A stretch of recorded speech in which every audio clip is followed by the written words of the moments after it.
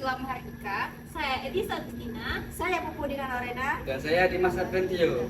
Jangan lupa tonton video kami ya.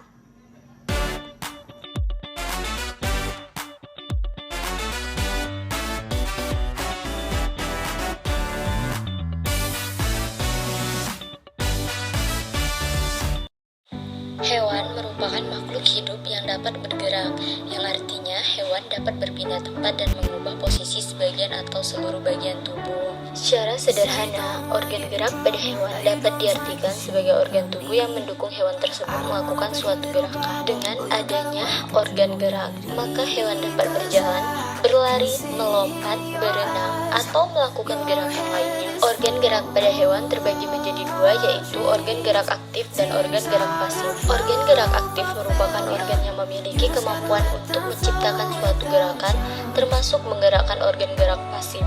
Di dalam tubuh hewan, yang disebut organ gerak aktif adalah otot. Sedangkan organ gerak pasif berperan dalam menciptakan suatu gerakan, namun organ ini tidak bisa bergerak sendiri dan harus digerakkan oleh otot.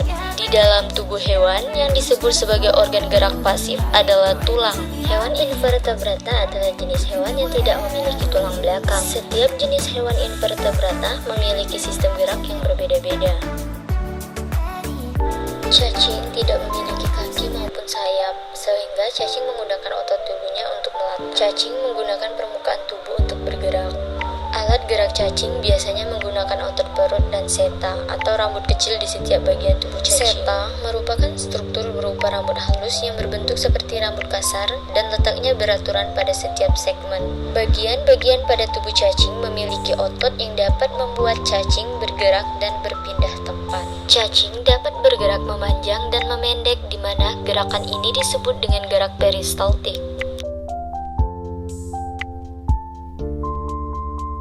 Bekicot memiliki bagian tubuh terdiri dari mulut, lidah, lambung, hati, anus, kaki, penutup cangkang, alat peraba, dan paru-paru. Pada tubuh bekicot memiliki kelenjar mucus yang berfungsi mengeluarkan lendir saat berjalan, bekicot yang disekresikan oleh granula. Bekicot bergerak menggunakan bagian bawah perut yang berfungsi sebagai kaki yang melebar yang terdapat di bawah badan berupa gerak kontraksi berurutan. Gerakan bekicot di tempat yang datar yaitu menggunakan kaki perut yang berbentuk pipih dan lebar menggerakkan ke arah depan.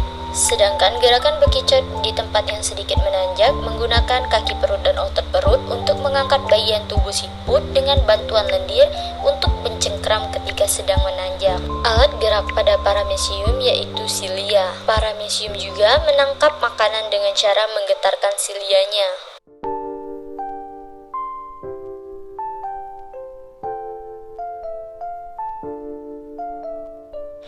Jangkrik memiliki tubuh yang tumbuh dari kecil hingga sedang, kebanyakan tubuh berbentuk silindris. Pada pasangan kaki belakang berukuran besar dan berguna untuk melompat.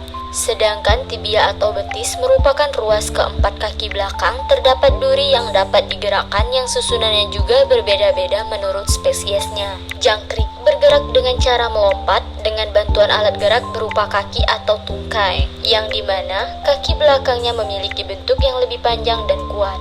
Hal itu karena termodifikasi dengan otot-otot besarnya, sehingga dengan bantuan kaki ini jangkrik dapat melompat dengan jauh.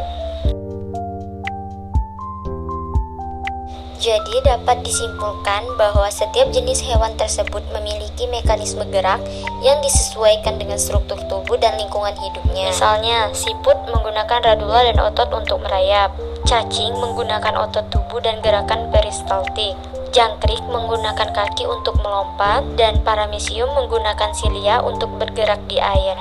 Kesimpulan tersebut menunjukkan adanya variasi dalam strategi gerak hewan invertebrata.